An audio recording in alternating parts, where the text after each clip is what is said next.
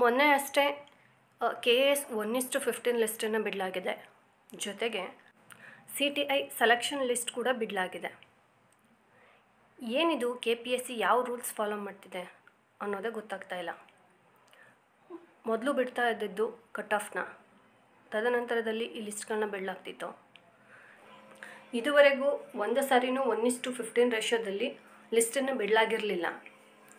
ಒಳಗೆ ಏನೇನು ಲೋಪದೋಷಗಳು ಇದೆಯೋ ಅವುಗಳನ್ನೆಲ್ಲ ಮುಚ್ಚಾಕಲಿಕ್ಕೆ ಸಲುವಾಗಿ ಈ ರೀತಿಯ ನಿರ್ಧಾರವನ್ನು ತಗೊಂಡಿದ್ದಾರೆ.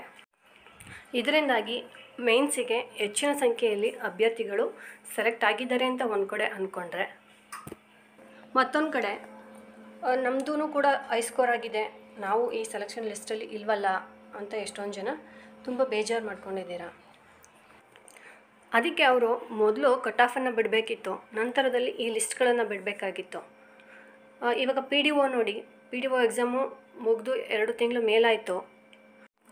ಕೀ ಆನ್ಸರ್ಸ್ ಗೊತ್ತಿಲ್ಲದೇ ಅದೇ ಗೂಗಲ್ಲಿ ಇದ್ದಾರೆ ಅಲ್ವಾ. ದಿನಕ್ಕೊಂದು ಸರಿ 2 ಸರಿ ಬಂತೇನೋ ರಿಸಲ್ಟ್ ಬಂತೇನೋ ಅಂತ ಚೆಕ್ ಮಾಡೋದು. ಏನಂತ ಅಂದ್ಕೊಂಡಿದ್ದಾರೆ ಅಭ್ಯರ್ಥಿಗಳನ್ನ. ಒಂದು ಕಾಂಪಿಟೇಟಿವ್ ಎಕ್ಸಾಮನ್ನು ಅಟೆಂಡ್ ಮಾಡಲಿಕ್ಕೆ ಬರುವಂಥವ್ರು ಎಲ್ಲರೂ ಕೂಡ ಬುದ್ಧಿವಂತರೇ ಆಗಿರ್ತಾರೆ. ಒಬ್ರಿಗೊಬ್ರು ಒಂದಲ್ಲ ಒಂದು ಎಕ್ಸಾಮ್ನ ಕ್ಲಿಯರ್ ಮಾಡುವಂಥ ಶಕ್ತಿ ಅವರಲ್ಲಿ ಇರುತ್ತೆ ಅಲ್ವಾ. ಆದರೆ ಒಂದು ನೇಮಕಾತಿಯನ್ನು ಮಾಡಲಿಕ್ಕೆ ತಗೊಳ್ಳುವಂಥ ಡ್ಯೂರೇಷನ್ ಇದೆಯಲ್ಲ, ಅದು ನಮ್ಮನ್ನು ತಗ್ಗಿಸ್ಬಿಡುತ್ತೆ.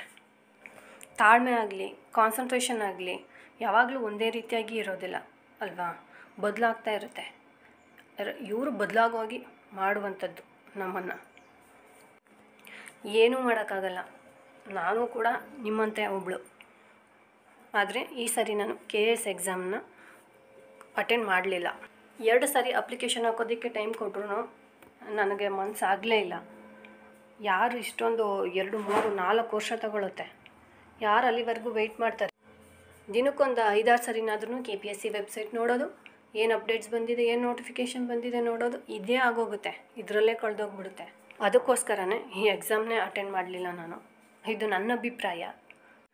ನೀವೆಲ್ಲ ಪಾಪ ಅಟೆಂಡ್ ಮಾಡಿದ್ದೀರಾ, ಆದ್ರೂ ಹೆಚ್ಚಿನ ಸಂಖ್ಯೆ ಅಭ್ಯರ್ಥಿಗಳು ಬೇಸರದಲ್ಲಿದ್ದೀರಾ.